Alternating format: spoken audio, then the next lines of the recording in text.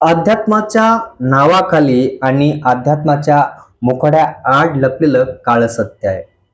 विद्यार्थिनींवर नजर ठेवण्यासाठी वापरलेले सीसीटीव्ही कॅमेरे, त्यांना दिल्या जाणाऱ्या धमक्या आणि अश्लील संदेश आणि टॉर्चर चेंबरची थरकत आहे.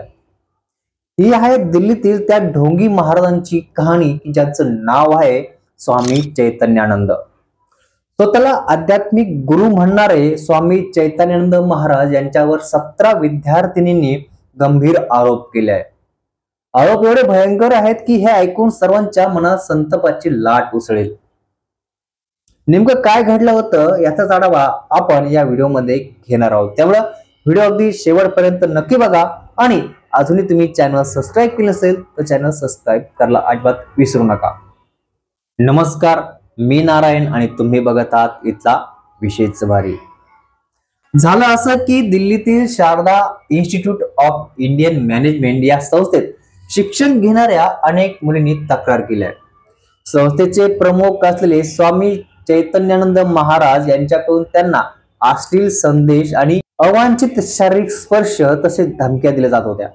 काही विद्यार्थिनींनी सांगितलं की हॉस्टेलमध्ये बसवलेले सीसीटीव्ही कॅमेरे थेट महाराजांच्या मोबाईलशी जोडले गेले आहे. त्यामुळे मुलींच्या गोपनीयतेवरती घाला घालून त्यांच्यावर नजर ठेवली जात होती. आणखी धक्कादायक बाब म्हणजे संस्थेतील काही महिला देखील त्या महाराजांबरोबर मिळालेल्या आहेत. त्या मुलींवर दबाव आणत होत्या आणि सांगत होत्या की महाराजांच्या मागण्या पूर्ण करा. तक्रारीनुसार विद्यार्थिनींना परदेशात नेण्याचे आमिष दाखवून त्यांना फसवले जात होते. काही खोल्यांमध्ये तर टॉर्चर चेंबर सारखी व्यवस्था करून मानसिक दडपण आणलं जात होतं, असाही आरोप या विद्यार्थिनींनी केलाय. या प्रकरणात दिल्ली पोलिसांनी तत्काळ तपास सुरू केलाय. स्वामी चैतन्यानंद महाराजांविरुद्ध लुकआउट नोटीस देखील जारी करण्यात आले. महाराष्ट्र, उत्तर प्रदेश आणि गुजरात सह 5 राज्यात पोलिसांची पथक छापेमारी करत आहे.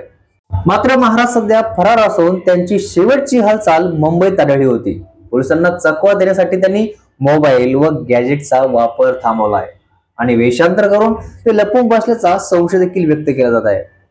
पोलिसांनी त्यांच्या वापरात असलेली एक BMW कार देखील जप्त केली आहे.